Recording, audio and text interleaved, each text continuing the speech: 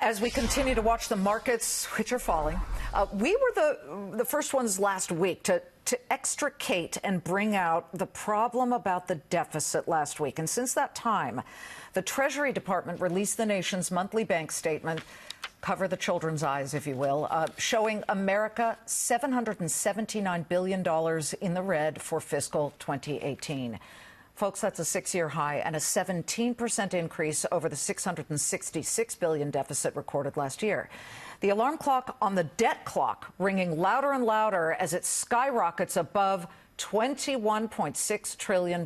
Remember, you're really not supposed to run deficits during strong economic times, which is what we have here. And that's great, but that's not terrific. President Trump saw the number and yesterday pointed the finger at his cabinet, asking each of them to develop a plan to cut their respective budgets by 5%. Is that enough? We bring in the budget guy. Stan Collender is a Georgetown McCourt School of Public Policy professor.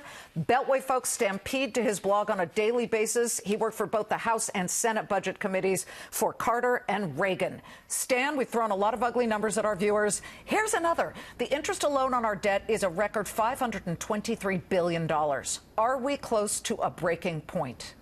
Well, we don't really know. As long as people are willing to lend us money, then we're not near a breaking point. But that's the problem. We don't really know when the Chinese, when the Saudis, when the UK, when anybody is going to stop wanting our debt. And so when that happens, you're going to see interest rates rise. We're going to see U.S. foreign policy affected. We're going to see the ability of individuals, as interest rates rise, to buy homes or to buy a car or to finance education. I'm not sure we really want to get there. I don't think we want to find out when we're near a breaking point. We've never really been at this situation before.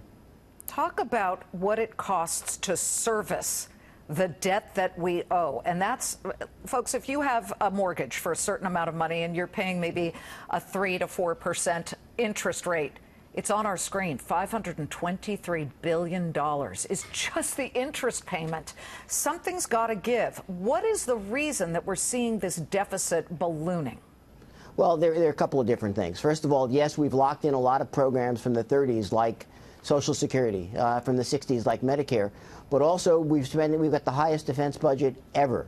Congress and the president seem to be unwilling to make the spending cuts in the other places or any place else. And in the meantime, we've got this huge debt built up that's now, and the interest on it is the fastest growing portion of the budget.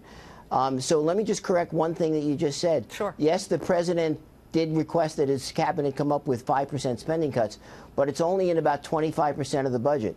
So the big programs like Social Security and Medicare are things that he's not going to touch. And, of course, you can't cut interest on the debt. You can't tell someone who's already lent the government money, we're not going to give you the money, all the interest that you wanted, or we promised we'd pay you. Last week, or actually just a couple of days ago, Mick Mulvaney, the budget director, said America's booming economy will create increased revenue. However, corporate tax receipts, the taxes that corporations are paying are at a 75-year low because they did get a big tax cut. The president and Stephen Mnuchin and Mick Mulvaney would argue that that is giving us the best GDP sustained, 4% or so, in a long time. How do we square those two things together? All right. Well, first of all, we don't know whether it's sustained. We've only had one quarter of 4.1% growth. And if you look at the other forecasts, like from Wall Street firms, from the Congressional Budget Office, they don't think it's going to be sustained. Second of all, it won't be sustained forever because we're talking about the economy, and it goes up and it goes down. So we'd be comparing temporary upticks in the economy that get revenues up, if it happens, with permanent changes in spending and taxes that will bring revenue, they'll bring the deficit up. From my perspective, the biggest reason we've got the deficit increasing from 779 $779 billion in 2018 to what's projected to be 1.1 trillion in 2019 is the tax law that we just passed. It shows that revenues have fallen below what they would have been by $200 billion, $202 billion, compared to what would have happened had the tax law not been changed. Stan, as we finish, do you foresee some of the ratings agencies cutting the U.S. AAA credit rating? Well, we've seen that in the past. They're already started talking about it a little bit. I'm not sure it makes much difference because if the U.S. credit rating goes down, everyone else's credit rating goes down accordingly. Okay. But it's going to be a problem going forward for sure. Stan Collender is the budget guy. By the way, read his blog. He's at the budget guy on Twitter. Stan, good to see you. Good to see you. You're not invited back. You're too negative. No, I'm kidding. I smiled. Listen, you're honest. We get it.